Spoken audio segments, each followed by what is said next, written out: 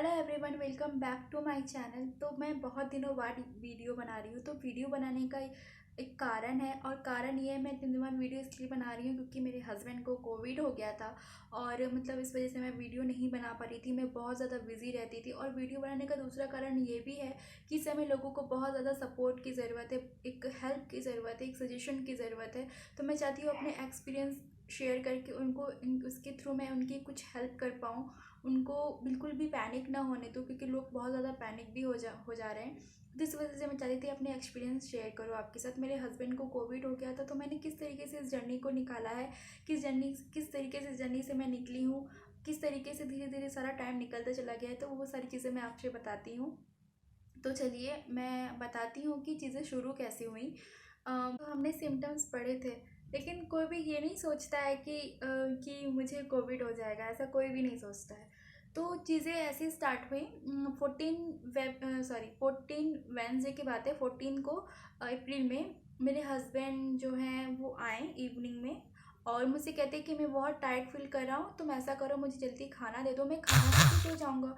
तो मैंने बोला ठीक है, तुम रेस्ट करो, मैं तुमको खाना देती हूँ, तुम खाना खा के सो जाना। तो बोलते हैं ठीक है। तो इन्होंने खाना खाया और उसके बाद ये सो गए। उसके नेक्स्ट मॉर्निंग मुझसे बोलते हैं कि मैं रात भर सो नहीं पाया, और अब मेरी बॉडी में एक्सट्रीम पेन हो रहा है। तो मैंने बोला तुम सो क्यों नहीं पाए? कहता पता नहीं। मुझे कहते हैं पता नहीं। और बॉडी में एक्सट्रीम पेन, कहते पता नहीं। तो मैंने बोला कि ऐसा करो, तुम आज ऑफ ले लो, ऑफिस मत जाओ। तो कहते नहीं, मैं मुझे ऑफिस जाना ज़रूरी है, मुझे ऑफिस जाना है। तुम ऐसा करो, मुझे मेडिसिन दे दो ये वाली, मैं मेडिसिन खा के मैं चला जाता हूँ। तो मैंने बोला ठीक है। मैंने इनको ब्रेकफास्ट दिया, इन्होंने मेडिसिन लिया और लंच वगैरह सब कुछ दिया पैक करके, इन्होंने सब कुछ रखा और ये ऑफिस चले गए। उसी दिन जब इवनिंग को आए तो इनको खांसी, सर्दी, और ऐसा मुझे लगा कि इनको फीवर था। तो लेकिन उन्होंने कहा नहीं, मुझे फीवर नहीं है, ये सर्दी की वजह से मेरा बॉडी थोड़ा गर्म है, ऐसा होता है। तो मैंने बोला ठीक है। उसके बाद ये मैंने बोला कि ऐसा करना, आज रात को स्टीम ले लेना। तो उन्होंने रात को स्टीम लिया, खाना खाया, स्टीम लेके ये सो गए। लेकिन तब भी मुझे लगा इनको फीवर है। तो उन्होंने बोला नहीं, मुझे फीवर नहीं है। तो जब ये सो गए, सुबह इनको जब मैंने इनका बॉडी देखा, बहुत ज़्यादा गर्म, इतना गर्म कि ऐसे जल रहा है। तो मैंने टेम्परेचर से चेक किया 100, तो इनको फीवर। तो कहते हैं कि मैंने बोला इतना फीवर आ रहा है, टेस्ट करा के एक बार आ जाओ। तो कहते हैं ठीक है, मैं टेस्ट करा के आता हूँ। टेस्ट कराने चले गए और उसके नेक्स्ट डे रिपोर्ट आई। तो जिस दिन रिपोर्ट पूरे दिन नहीं, उस दिन जिस दिन टेस्ट कराने गए उस दिन पूरा दिन इनको फीवर आता गया। मैं क्वेश्चन एडवांस देती गई। 2 घंटे बाद ही इनको फीवर आ जाए, 100 इस तरीके से आता जा रहा है। फीवर कम नहीं हो रहा है, कंटिन्यू बना ही हुआ था। वो मेडिसिन से बस थोड़ा सा कम हो रहा था। मुझे लगा कि एकदम कुछ मेडिसिन ही काम नहीं कर रही है। उसके बाद जब नेक्स्ट डे रिपोर्ट आई नहीं, बहुत डिले हो रहा था, ये खुद लेने गए। तब भी इनको 102 फीवर। मैंने कहा मत जाओ, कहते नहीं मैं जाऊँगा, बहुत डिले हो रहा है। गए और बहुत लेट हो रहा था। मैं सोची कि इतना लेट क्यों हो रहा है, मैं टेंशन में आके मैंने इनको तुरंत कॉल किया। तो कहते हैं कि जो मेरा रिपोर्ट है वो पॉजिटिव आया है। मैं पॉजिटिव सुन के ही ब्लैंक हो गई कि करूँ क्या अब। मतलब कि अब तक सुनते थे, न्यूज़ में देखते थे, अब खुद के घर में कैसे चीज़ें मैनेज करेंगे, आई डोंट नो, मुझे कुछ समझ ही में नहीं आ रहा था। और मैं चेयर पे बैठी हूँ बिल्कुल ब्लैंक। वो मुझसे बोल रहे हैं कि ऐसा करो, रूम में सारी चीज़ें मेरी शिफ्ट कर दो, मुझे आइसोलेट होना है। और मैं सुन रही हूँ बस इतना आंसर दे रही हूँ और मैं बिल्कुल चुप हूँ। उसके बाद बैठी, उन्होंने फ़ोन रख दिया, बोले कि मैं आ रहा हूँ, तुम जल्दी से सब कुछ कर दो, मुझे बहुत ज़्यादा बॉडी पेन हो रहा है। मैंने बोला ठीक है। और मैं फ़ोन रख के और मैं बैठी हुई हूँ ब्लैंक, मुझे कुछ समझ नहीं आ रहा। उसके बाद मेरी बहन है मेरे साथ, लकीली मेरी बहन मेरे साथ है। तो मैंने बोला कि ऐसा करो, तो बोलती है करो जल्दी, अभी जीजू आ जाएंगे। मैं बोला हाँ चलो चलो। जल्दी जल्दी हमने शिफ्ट किया सारी चीज़ें। और उसके बाद जब वो आए तो बहुत ज़्यादा उनको बॉडी पेन हो रहा था, बहुत ज़्यादा, और चुपचाप लेट गए। फिर हमारा डॉक्टर से कंसल्ट स्टार्ट हो गया। तो डॉक्टर ने जैसे जैसे बोला हम वैसे वैसे करते गए। उन्होंने यही चीज़ बोला कि सबसे पहले पैनिक नहीं होना है आपको, कि आपको कोविड हो गया है, ये नॉर्मली है, जैसे वायरल होता है वैसा ही है, तो आप बिल्कुल पैनिक मत होइएगा। तो उनको समझाया ताकि वो पैनिक ना हो। और उन्होंने मेडिसिन बताई, जो भी मेडिसिन बताई हमने सारी मेडिसिन ले आई। और मुझे कुछ कुछ चीज़ें बताई जो मैं आपको दिखाना चाहती हूँ। सबसे पहले तो थर्मामीटर बहुत ज़रूरी है। तो थर्मामीटर तो हमारे पास था ही, तो थर्मामीटर वैसे भी बहुत ज़रूरी होता है, तो ये थर्मामीटर लेने के लिए उन्होंने बोला था। और सेकेंड ये बोला था ये ऑक्सीमीटर। ये ऑक्सीमीटर क्या होता है, पेशेंट का SpO2 लेवल और पल्स रेट बताता है। SpO2 लेवल होता है आपका ऑक्सीजन, कि पेशेंट का ऑक्सीजन कितना है, और पल्स रेट बताएगा। और थर्ड उन्होंने बोला कि एक स्टीमर ले लो। ये ये स्टीम, चाहे तो आप घर पे पानी बॉईल करके दो, चाहे आप ये इलेक्ट्रिक वाला ले लो, दोनों ही आपका सेम काम करेगा। और फोर्थ उन्होंने मतलब एक ब्रीथिंग एक्सरसाइज के लिए बोले थे, मेरे हस्बैंड करना नहीं चाहते थे, तो उसके लिए मैं ये लेके आई थी कि ब्रीथिंग एक्सरसाइज के लिए ये बहुत अच्छी है। पेशेंट एकदम से तो नहीं करेगा, लेकिन धीरे धीरे वो जितना कोशिश करेगा वो करेगा। इसमें है कि पाइप से फूंक मारने से ये बॉल ऊपर जाती है, जितना पेशेंट ट्राई करेगा उसके लंग्स के लिए उतना अच्छा है। तो ये सारी चीज़ें हमने ली, और उसके साथ हम उनको स्टीम देते थे दिन में 2 बार, काढ़ा देती थी मैं दिन में 3 बार, और गर्म पानी, मतलब जैसे ही पेशेंट को कोविड पेशेंट को हमेशा गर्म पानी देना है। मैं उसमें पानी में नींबू स्क्वीज़ करके देती थी, कि जितनी बार वो पानी पीते थे वही पानी पीते थे। और मैं इलेक्ट्रॉल का पानी पीती थी, क्योंकि वो बहुत वीक हो गए थे। तो डॉक्टर ने जैसे जैसे मुझे बोला था मैं वैसे करती थी।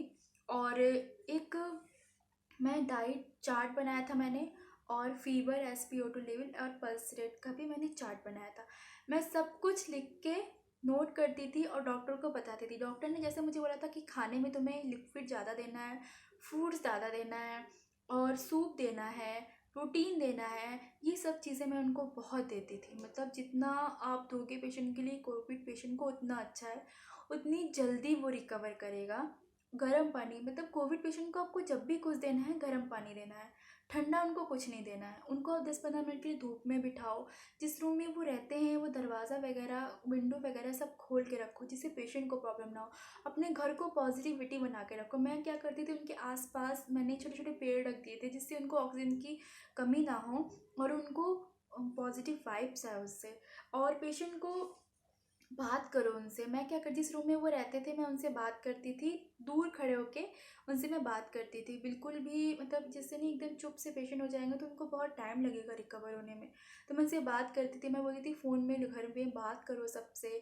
और जब मेरे हस्बैंड को जब भी फीवर आता था, 103 फीवर आता था, 103 फीवर आता था, तो मैं क्या करती थी हमेशा, जब भी मैं उनको फीवर आता था मैं क्या करती थी, ग्लव्स मास्क पहन के, खुद का प्रिकॉशंस लेके, खुद का भी ध्यान रख के, उसके बाद मैं उनके सिर पे माथा पट्टी देती थी ठंडा पानी से, थोड़ा सा रुमाल का पट्टी देती थी मैं, पानी की पट्टी, बॉडी को स्पॉन्ज करती थी। इस तरीके से मैं उनके फ़ीवर को कम करती थी। 103 फीवर बहुत होता है बॉडी, मतलब मैंने डॉक्टर को बोला, उन्होंने बोला कि तो बहुत ज़्यादा फीवर है, तो कहा कि तुम ऐसा ऐसा करो। तो मैं ऐसा ऐसा करती थी, जिस तरीके से जो बोलता था मैं वैसे करती थी। और मैं कहूँगी कि ईश्वर की बहुत कृपा रही हम पे, हमें डॉक्टर भी अच्छे, मेरे फैमिली का सपोर्ट, सजेशन, उनकी प्रे, सब कुछ बहुत काम आई। और मेरे हस्बैंड 5 दिन के बाद मुझे उनमें फ़र्क दिखने लगा और वो रिकवर होने लगे। और मैं उनको काढ़ा भी देती थी, काढ़ा की जो वीडियो है मैं आपसे शेयर कर दूँगी। काढ़ा भी बहुत ज़रूरी है। मैं ये बोलूँगी जिनको कोविड है सिर्फ वही नहीं, जो बिल्कुल ठीक भी है ना वो भी लें, उनके लिए भी बहुत ज़रूरी है। और मैंने उनको एक पोटली बना के रखा दिया था, उसमें क्या था, अजवाइन, कपूर और लौंग, ये तीनों चीज़ें मैं थोड़ा सा ऐसे कूट के उनको मैंने दिया था बांध के। मैंने कहा था हमेशा इसको सूंघना, जब भी लगे इसको स्मेल करना। ये क्या होता है, पेशेंट का ऑक्सीजन लेवल बढ़ता है। और SpO2 जो लेवल है ना, डॉक्टर ने मुझे बोला था वो 90 से कम नहीं होना चाहिए। तो मैं बहुत डरी डरी रहती थी कि मतलब 90 से कम ना हो। जब भी मैं चेक करती थी भगवान का नाम लेके कि 90 से कम ना हो। और यही बोलूँगी कि भगवान की भी बहुत कृपा रही, ईश्वर की इतनी कृपा रही हम पे, सबने इतने प्रे किए, डॉक्टर ने इतना सपोर्ट किया, उन सब की वजह से मैं इस जर्नी से निकल पाई हूँ। क्योंकि जब मैं अपने हस्बैंड को देखती थी उनको बहुत प्रॉब्लम होती थी। मुझे अब समझ में आ रहा है कि कोविड पेशेंट को कितनी ज़्यादा तकलीफ़ होती है, बहुत तकलीफ़ होती है उनको, वो बता नहीं सकते उनको कितनी तकलीफ़ होती है। तो मैं एक तरफ थोड़ा सा वीक भी पड़ती थी, लेकिन वीक पड़ने से काम नहीं चलेगा, खुद को स्ट्रॉन्ग बना के रखना है। क्योंकि आप अगर खुद को स्ट्रॉन्ग बनाओगे तभी एक पेशेंट को आप ख्याल रख पाओगे। और खुद उनको वीक नहीं करना है, उनको बिल्कुल भी ये नहीं डीमोटिवेट नहीं करना, जितना हो सके मोटिवेट करो। मैं क्या करती थी, थोड़ा गाना चलाती थी, मोटिवेशनल सॉन्ग चलाती थी, तो वो सुनते थे, तो उनको थोड़ा कहते नहीं स्ट्रेंथ आता था, थोड़ा पावर मिलता था, तो वो थोड़ा सा वॉक करते थे रूम में। मैंने कहा ऐसे लेटे मत रहो, वॉक करो, बालकनी में जाओ। और जब भी वो बालकनी या कहीं भी जाएँ मास्क ज़रूर पहने। मैं उनको बोलती थी मास्क पहनो, क्योंकि आसपास के लोगों को भी प्रॉब्लम ना हो जिससे। तो इस तरीके से मेरी जर्नी थी, तो धीरे धीरे निकलती गई। और ये सारी चीज़ें हमने की, जो मैंने की, वही मैं आपके साथ शेयर कर रही हूँ। और आप अगर बोलोगे तो मैं काढ़ा कैसे बनाती थी, वो भी आपके साथ मैं वीडियो बहुत जल्दी मैं डाल दूँगी।